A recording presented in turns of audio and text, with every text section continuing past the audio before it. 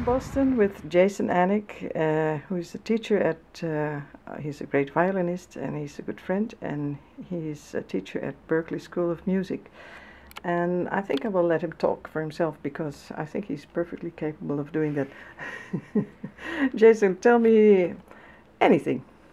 Well, we're here at the Berklee College of Music, and this is where I teach violin and do a Gypsy jazz ensemble. So by the way, do you teach like jazz violin or classical or? It depends on the student.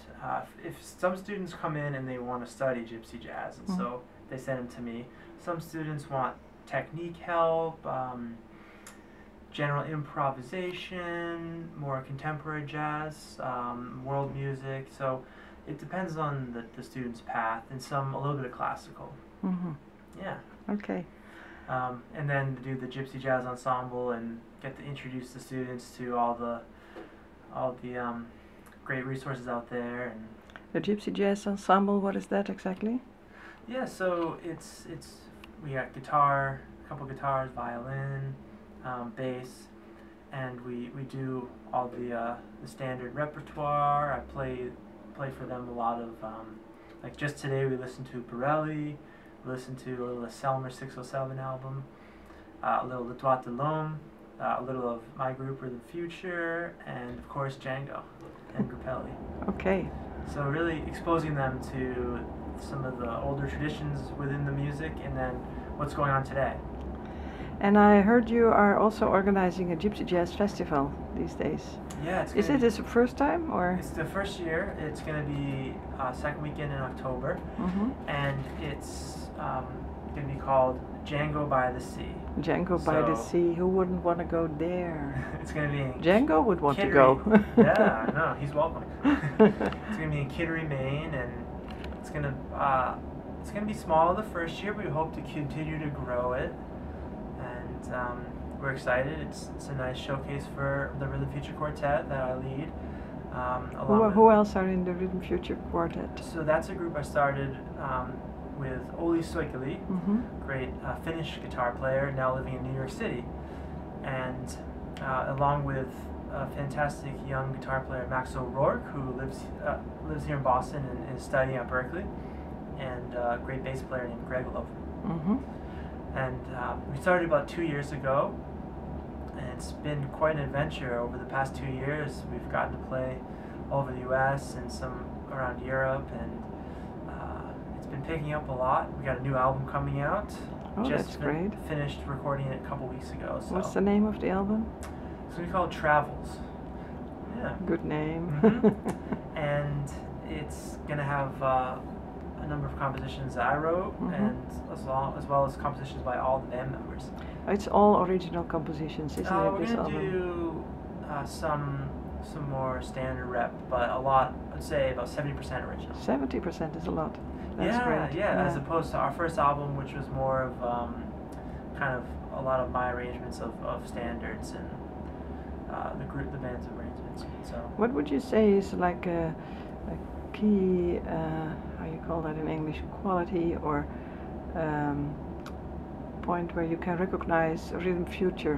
What defines Rhythm Future as a group? Well, I think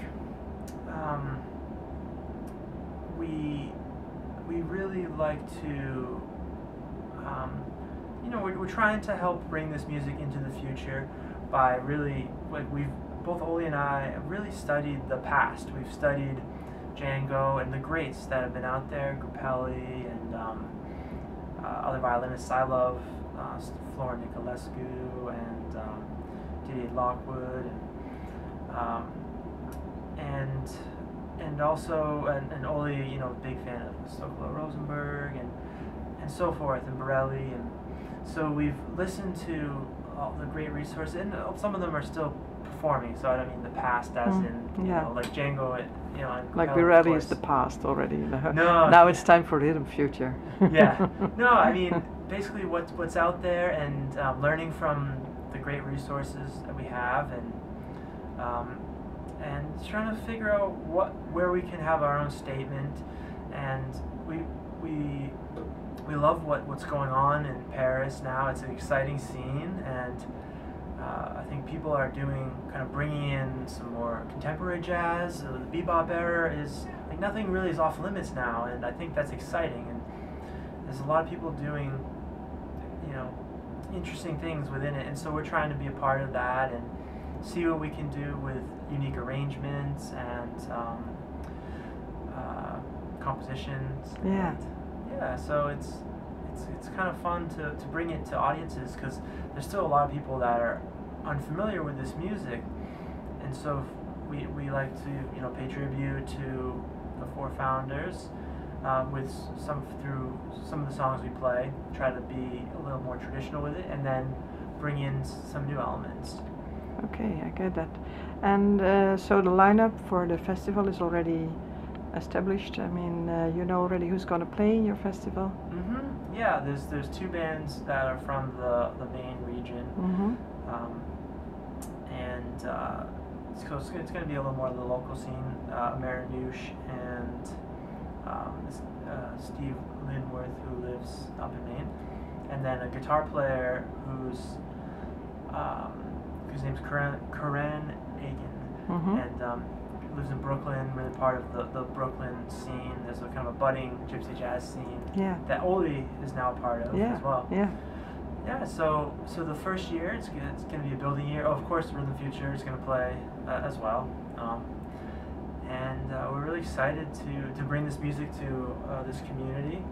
We've played in the community before, but they're really excited to have a bigger event the whole weekend. So you'll have concerts inside, I understood? Yeah, it's a and a lot of jamming opportunity, or? Yeah, some jams. Yeah, after the show, we're gonna go to an art gallery, and this is a small town with some nice restaurants and bars. And so after the show, it'll be a nice little hang. And the name of the town was? It's called Kittery.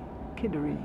Yeah, the more popular town next to it is called Portsmouth, which is a little bigger. A lot of people know that, but Kittery is right next door to it, and it's a so that'll be nice, very intimate, intimate atmosphere at the ocean. That sounds like something beautiful. Yeah. When I've played at the Django Northwest Festival, and that's a very nice area. I was thinking of that. Yeah. So when I first played in Kittery, it had the same feel, and so I thought, this has potential, and the community is very involved and very interested. So great. So good. Well, I just filmed you yesterday in the bar. What was the name of the bar? The Burn. The Burn. That was not with your own band, but or is it also your own band? Whose band is that? Yeah, I mean we call it Jason Anick and the Swingers. Jason Anick and the Swingers. Okay. Yeah, it's a band we've been playing every Tuesday. Yeah. It's real low key, fun. We had people sit in like yourself last night, and a lot of folks have come by, and it's been fun. Yeah. Real low key. It's like an Irish session. You sit around a table, and it's just a big jam session, and so no pressure. Yeah. It's just a nice, relaxed atmosphere. Yeah, nice Tuesday night session that we've been doing for a while. while. I think your festival is probably going to be very wonderful.